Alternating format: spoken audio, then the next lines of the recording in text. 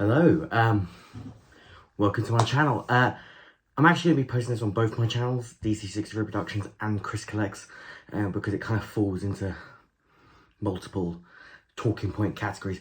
I just happened today to put my Doctor Who Time Fracture t-shirt on, with no inclination that we were going to get big Doctor Who news, and out of the blue, press release, we have the 14th Doctor, and it's Ncuti Gatwa, I believe that's how you say his name, from Sex Education. I mean, he wasn't a name that came up a lot in the rumour mill. I just can't believe how random this announcement is. It's very much the same way that they announced Rusty Davies coming back. It was just, boom, here's a social media post and a press release. I thought we were going to get something akin to the Jodie Whittaker announcement, where you got something like a purposely filmed thing. But yeah, like, just so out of the blue. I mean, we had been expecting an announcement imminently, as there was a lot of kind of murmurings that, you know, they're starting to film the show again with Bad Wolf, and there was a lot of kind of talk about us potentially getting a 14th Doctor announcement soon. But a really out of the blue press release on a Sunday afternoon. Okay.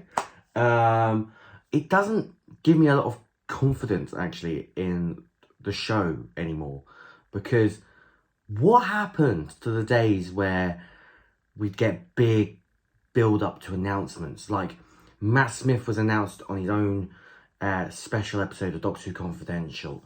Peter Capaldi had Doctor Who Live, The Next Doctor, and it was like a big spectacle show that was, you know, they showed clips from the past of the show, they, you know, interviewed people, and, you know, right in the kind of last 5 or so minutes of the show, out came Peter Capaldi. Jodie Whittaker had her purposely filmed moment after the Wimbledon tennis final. And now our 14th Doctor just social media post. And I mean, just before that, Ncuti Gatwa did post on his own social media 2 heart emojis plus a blue box emoji, which obviously 2 hearts, Time Lord, blue box, TARDIS. And that was kind of like, interesting. This is probably a Doctor Who announcement. And, you know, Rusty Davies commented on it, saying the future's now, or the future's here, or something like that. And Jane Tranter liked it. It was also shared by Rusty Davies, and it was also shared by Bad Wolf. So we were all kind of like, well, this is obviously some kind of Doctor Who announcement. He's either going to be the Doctor, or he's going to be a character in the upcoming series.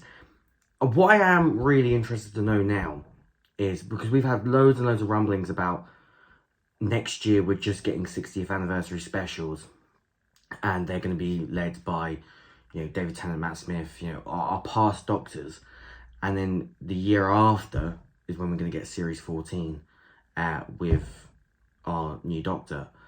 But given that they've announced him now, I think it's more likely that we're going to get a Series 14 and a 60th anniversary special next year.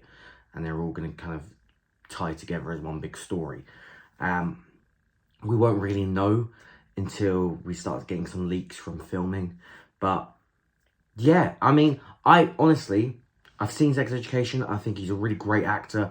I don't really have a strong opinion either way. I think this is exciting. It's someone that I didn't expect. And I always prefer when it's someone that I don't expect, because it allows me to kind of go, right, great actor. It feels like they've gone out and got someone that fits their story, their vision. And that's what you should do. You should never cast a big known character based on kind of what fans want. And if you've seen Doctor Strange in the Multiverse of Madness recently, I think that has a little bit of that kind of issue. But yeah, I mean, I just don't have a strong opinion either way. I'm excited. I'm excited to see what he brings. I'm excited to see how he portrays it, because I've only ever seen him in Sex Education, which is, he's in a very comedic role.